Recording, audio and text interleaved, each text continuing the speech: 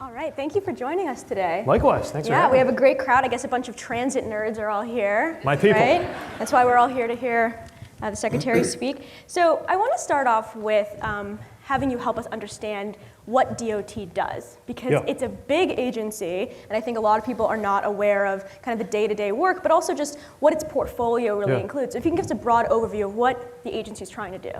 So rather than talk through kind of trains, planes, automobiles, space, pipelines, I think the way I try to make sense of our scope is across the three sets of things that we do, which I think of as build, run, protect. So build is the part that's in the news the most. The Biden-Harris infrastructure package, obviously we're building $500 billion worth of things, funding projects, 60,000 projects and counting. It's everything from something like the Hudson River Tunnel, that's one of the biggest public works projects of our time, to a six-figure grant to redo a streetscape to make it safer in a rural town. So that's build. Two is run. And the interesting thing, and probably the biggest misconception about our department, is we don't run much. We don't run the highways, right? The states do, we just regulate them and fund them. We don't run the railroads, we regulate them. The big exception to this, though, is the FAA, which is bigger than the rest of our department combined. It actually predates our department. And that, of course, very directly owns and operates our air traffic organization and other parts of our aviation system in what I believe is perhaps the most complex civilian 24/7 operation we have in the government. So build, run a little bit, more than a little bit, and then protect. And that's really the regulatory side of things that seems unsexy but is wildly important. Protecting anybody who comes into contact with any of our transportation systems, from a new FTA regulation to protect transit operators like bus drivers from being assaulted, to Title VI civil rights protections to protect a homeowner who lives in the path of a proposed highway expansion, to the railway safety regulations that we put in place to make sure you got to have at least two people as a general rule on a train, which, believe it or not, was not a rule until recently. Or the work we're doing to protect airline passengers from unfair and deceptive practices. Most recently this week, pleased to announce that as an upfront protection that was a condition for us approving the merger of two airlines, requiring not just protections against junk fees, but also, for the first time, requirements around how a rewards frequent flyer program is run to protect passengers. So anyway, that's how I think about it. Building America's transportation systems for the future, running certain parts of our transportation system, notably aviation, air traffic control, and then protecting with everything from safety requirements to consumer protection. Well, let's start with the building, because I think that is the, even though you told us to focus on the regulatory, I'm going to focus on the sexier part of it, which is the building. And so the infrastructure law is different than the ARRA, which was passed from the Obama administration, in that those were really trying to get shovel-ready projects done, and in order to stimulate the economy immediately. Why are we not focused on shovel-ready projects anymore? Yeah, so one way to think of it is that building all the infrastructure in 2009 was actually a means to an end. Those projects were deserving projects, they were worth doing, but the real reason that funding went through Congress, it was building the projects in order to put money in the economy, not the other way around. And so it was vitally important for any of that to work as stimulus, which is what we called it then, the stimulus, that those projects be more or less ready to go. This time around, we're dealing with something different. Of course, it is a stimulative fiscal policy to put $1 trillion into American infrastructure, and it's one of the reasons why we've had record-breaking job growth and 800,000 manufacturing jobs and construction jobs off the charts. But the focus is less on shovel-ready projects than on shovel-worthy projects. So, of course, we're excited to have the ones that are ready to go. I mean, nothing better than to be at a ribbon cutting for something that got done. And some of them have. But out of the 60,000 plus projects we're funding, many of them are just about to enter the construction phase, or we just broke ground. And again, there's a range of types of projects. Some shovel-worthy projects, the reason they haven't been done is they're so big and complicated that there wasn't the funding or the will to do them. So almost by definition, they're going to take a while. Others, though, really can be done as quickly as one construction season. And importantly, and this is another big difference this time around, we're funding the planning.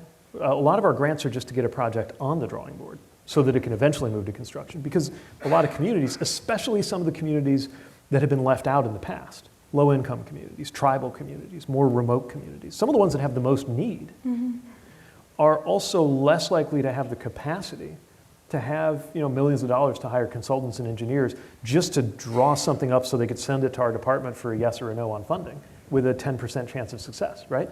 So we don't want them to be that on the hook for the planning, which is why we're funding that too. So it is a different environment. Yes, it's growing the economy, but the real point here is not to have an infrastructure week or an infrastructure year. It's to make sure the 2020s are an infrastructure decade such that by the time we're in the 2050s, economic security, job security, safety, climate, all of those outcomes are going better and more equitably because of the work we were doing and the intention we brought to it. So I was in Italy recently, and this is a country that is less wealthy than the United States. It has fewer, a highly educated workforce, and yet I could take a train anywhere. And every once in a while, a map will circulate Twitter, which is like, oh my gosh, like this high-speed rail dream utopia. And everyone kind of goes, we know that's not going to happen. Or even just regular trains, like why can't we have access to that between major American cities easily? And one of the big reasons for this, of course, is that the cost of building transit in the United States is much higher than it is in other countries. And I'm wondering why you think that is. This is the question, right? It's the why can't we have nice things question sometimes. And, well, I would say it's not just the cost. Part of it is just we just plain didn't invest. And some of that was a false economy, kind of like a leaky roof, where we let a problem get worse so that it is more expensive now than it would have been to fix it when we should have fixed it. But I don't disagree that we have a real issue with why it costs more pound for pound, mile per mile to build something here than it does elsewhere. And as you pointed out, like we can say if you're comparing what we're doing to what China's doing, you could say, okay, but we have labor standards. We don't just roll over communities. We have environmental standards. But that's less of an explainer when you're asking why the Dutch or the Italians or the Spain or Denmark can build something faster than us. So what's going on? The answer, of course, is it's complicated. You've covered this. But there are a few things that stand out. One is that we're a little out of practice at it. And it turns out for successful project management of very big things, somewhat intuitive here, one of the best things you can have done is done one recently. Like, what was the last $1 billion project you did? So the more we do, I think the better we'll get. That's one. The next one, and the one that probably gets the most political attention, is permitting, right? All of the procedure and process that goes into getting anything approved and then built. There's been a lot of introspection, I think especially on the left, over whether we've got it right with our good intentions, with all of the requirements that we've put up. This is mostly coming out of the housing sector, where it's pretty clear that it's become too difficult to build housing in the US. But it also applies to infrastructure as well. But when we really dig into that, we have to ask, does it follow from that we should have fewer steps like public participation? I think the answer is no. We shouldn't have less inclusion of the public. It is true, though, that there are ways to make that process go more smoothly and more quickly. It includes, when does the public participation happen?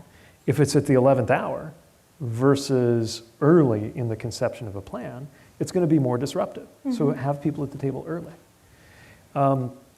Another thing is, how does that actually get integrated into a plan? And remember, these things aren't there just to take up space. The reason there's things like a requirement that our department enforces that you include the public in a plan that has a major environmental impact is because community after community got divided, or in some cases whole neighborhoods just removed or destroyed by a previous way of building things in this country that was definitely speedy, but just gutted neighborhood after neighborhood. And of course, these were generally the neighborhoods that did not have the political power or the economic power to resist or reshape the kind of projects that were coming through their neighborhoods. So those protections are there for a reason. What we've got to do, I think, is figure out how to make them compatible with building good things well and swiftly.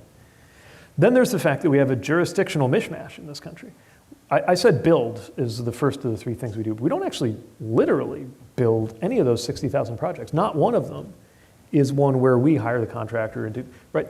There's a city or a state or an airport authority or a transit agency that's doing the actual building. And sometimes there's multiple ones. The hardest projects we're doing are where you have many states or many jurisdictions all trying to get the same thing done. Creating the kind of policy and political alignment to make that happen takes a lot of work.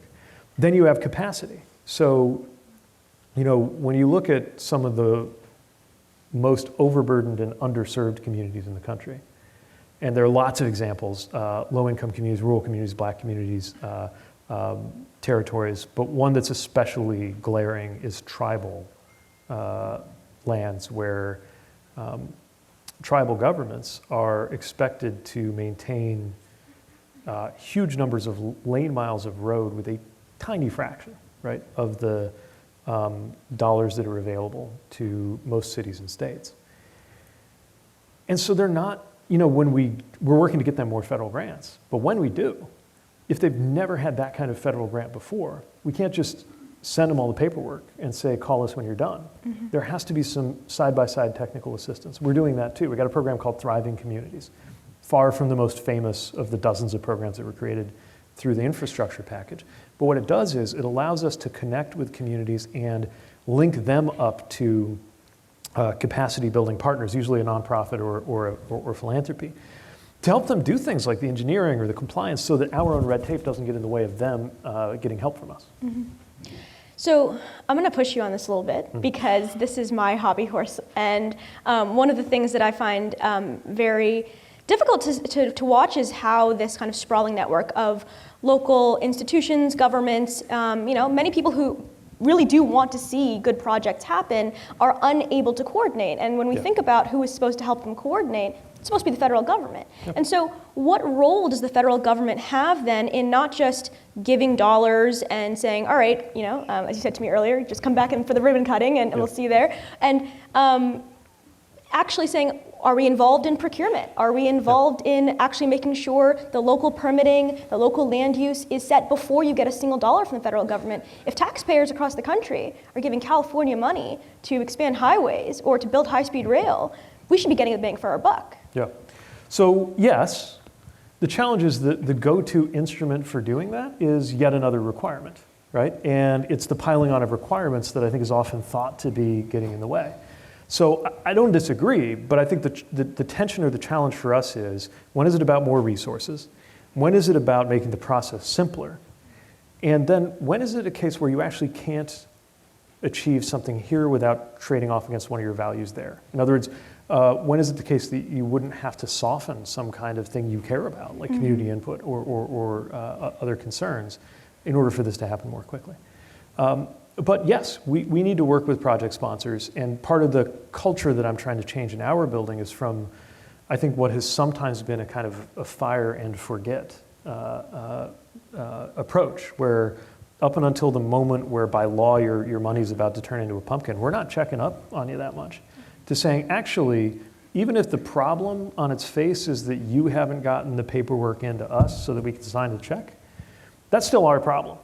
And this is one area where I actually think political pressure is healthy, because if the projects aren't getting done, chances are people aren't going to be saying, where's the Secretary of Transportation where's the Highway Commissioner of that state? They're going to say, like, what are we doing about it, right? And I know my boss will be, right? I get this question locally, but also I can tell you, like, literally the last time I saw the president, the first thing he said was, how can we get some of these projects done more quickly? So it's definitely on our mind as an administration. And what did you tell him?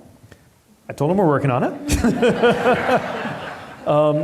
Things we figured out we can do, and this is getting super weedsy, but this is, I think, a safe space to be Everyone's nerding trapped out. here with me. It's okay. There are circumstances where we can release funding on the way to a grant agreement. So normal the way it works is, let's just imagine a hypothetical grant for illustration. So your grant gets picked. We call you. Congratulations, Mayor. Your city is getting this grant. We do the announcement. Then there's a process waiting for what's called a grant agreement. Normally that takes a year or two. And that has to happen before we can cut the check. And actually, we don't literally cut the check until after you've spent the money with the reimbursement. Anyway, one of the things we're looking at is, okay, can we have the grant agreements take half as long as they used to? What would that take? And so that's one thing we're working on. And it turns out things just like really simple things like pre-populating a form can matter when we're doing industrial scale grant making. Like I said, 60,000 projects, right? Another thing, though, that can make a difference is saying, okay, we're going to authorize you to spend this funding. We're not going to cut the check for you, but if you're ready to float this much money to get the ball rolling before we've signed the agreement, that's okay. And there's various things that have to be met in order for that to happen. We think it's called pre-award authority, and another thing is partial obligation. We think those tools might help us get the dollars flowing and the dirt moving quicker, even while other parts of a big project are still taking shape. So we put all of this in a memo, hoping by the next time I see the president, there's some comfort in the work that we're doing. But it turns out it's really hard. I mean, it's really hard to do these big things. And yes, the biggest problem was there wasn't any funding. But when you solve that problem, all the other problems, and we haven't even gotten to supply chains or workforce availability, as well as procedural stuff, red tape, all of those problems surface. But here's one of many reasons why it's so important, one way to think about it, then one thing I've challenged my team to think about. If we're talking about $1 trillion of infrastructure spending, that means if you make it 1% more efficient, that's another $10 billion worth of things that get done. Or to put it the other way, for every 1% less efficient you are than you could have been, $10 billion of value is destroyed. And that's more than the transportation budget of many entire states. There's one other thing I want to mention that public policymakers have to think about, which is which risk are you worried about more? The risk of a project going wrong or the risk of a project not happening at all? There will be more headlines when a project goes wrong.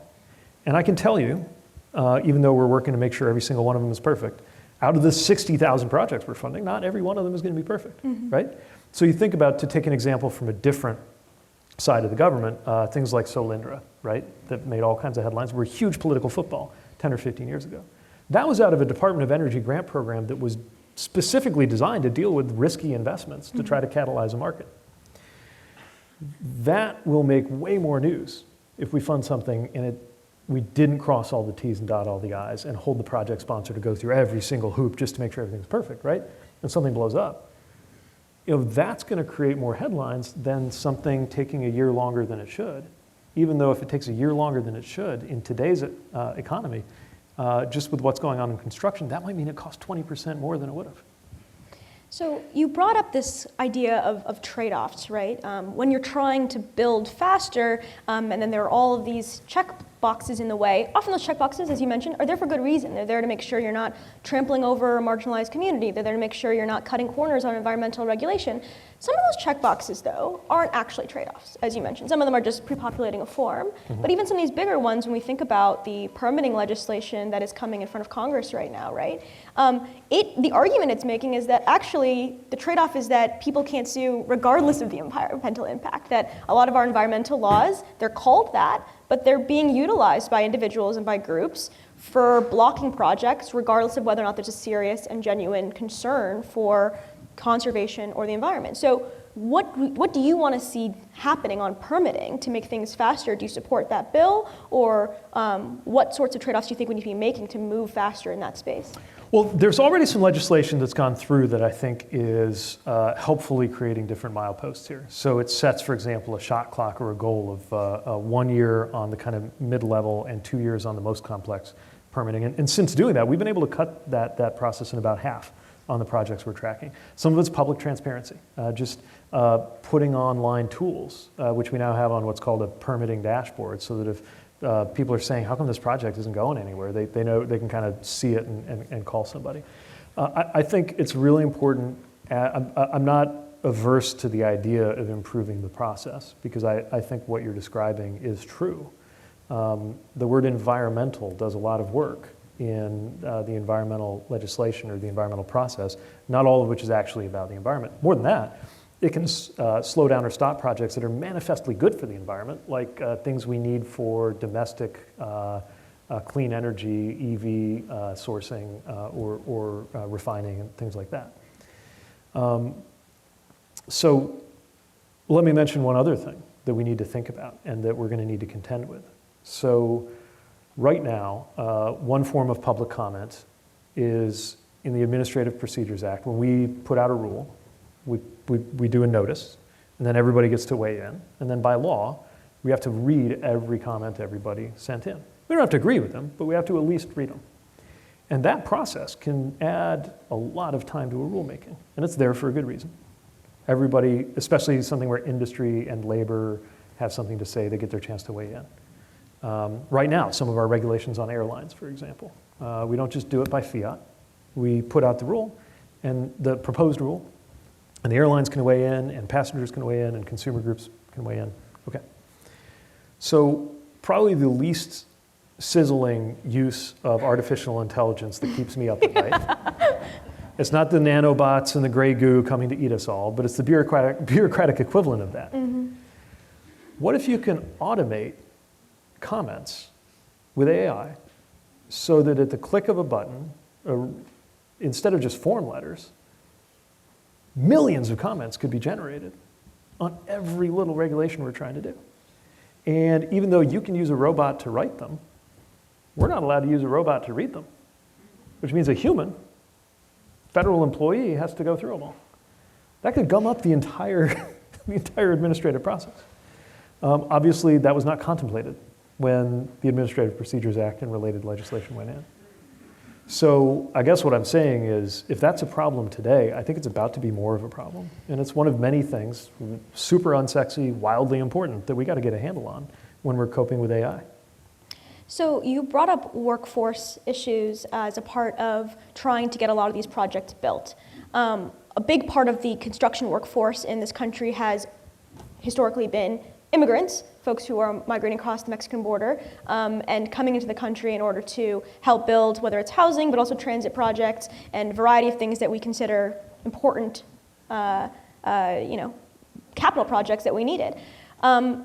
What do we need to see then on immigration? Do we need to expand the types of visas that are available to bring people in to help do that? Or otherwise, given our unemployment rate is pretty good, are we going to be drawing from other industries to pull people into construction? Well, I think most people align with a sort of commonsensical view that you want to have it be harder to unlawfully immigrate and make it simpler to lawfully immigrate. And every time since 1996 that America has tried to do something about that, it's gotten destroyed by politics. Most recently, of course, the border bill, which was not a comprehensive fix, but it was something that would have made a difference. And of course, was destroyed for political reasons. But when it comes specifically to construction, first of all, let's acknowledge the role that immigration plays in the construction workforce. One haunting example of that is that all of the 6 people who lost their lives on the Francis Scott Key Bridge out there in the middle of the night, on a cold night, fixing potholes and making it possible for everybody to commute on that bridge, were all immigrants from Central America. But it goes to, I think, a broader question about the workforce, whether we're talking about immigration or whether we're talking about workforce training more generally, which is we're actually still leaving a lot of talent on the sidelines because of obstacles that shouldn't be there. And a very simple example is I've talked to workers who are working mothers who are talented and qualified in construction. But if, not just mothers, but it tends to come up more when you're talking to working moms. A lot of places to beat the heat, I mean, think about DC, right? In the summer construction season, you get ahead of the heat by having a very early shift, like 4 or 5 in the morning is when it starts. And what are you supposed to do with your kids? So it turns out that you can use federal formula highway dollars for workforce. And if your state is willing, this is one thing Josh Shapiro, for example, has done very effectively through an executive order in Pennsylvania. I went with the First Lady to Pittsburgh. They're doing a $1 billion airport terminal. There's a childcare at the construction site, which means there's a lot of people who can get those good paying jobs who just wasn't on the table for them. But not only is that the right, yeah, that's pretty exciting, right? Not only is that the right thing to do for the workers, and especially as we're trying to get more people who have historically been underrepresented in unionized building and construction trades, and that includes workers of color and it includes women. It's also just really important getting the project done because workforce and human capital is one of the constraints on all of this. The other thing I really love about this, though, is when we get it right, and I saw this in Vancouver, Washington. I was with the representative there, Marie Glusenkamp-Perez, and she insisted that I go to this program training high school age students for futures in the trades. And there was something about just how they were just like standing up taller. Like you could tell that they weren't just once they had this exposure through this program and they learned how to kind of build a mock-up of a house and do these things that would prepare them for apprenticeships. They weren't just looking at the industry differently, they were looking at themselves differently because they realized how much they could be earning. And the more we can do to cultivate that, the more we're going to have it reach more people this time around in a way that I think was a miss for American construction in past generations.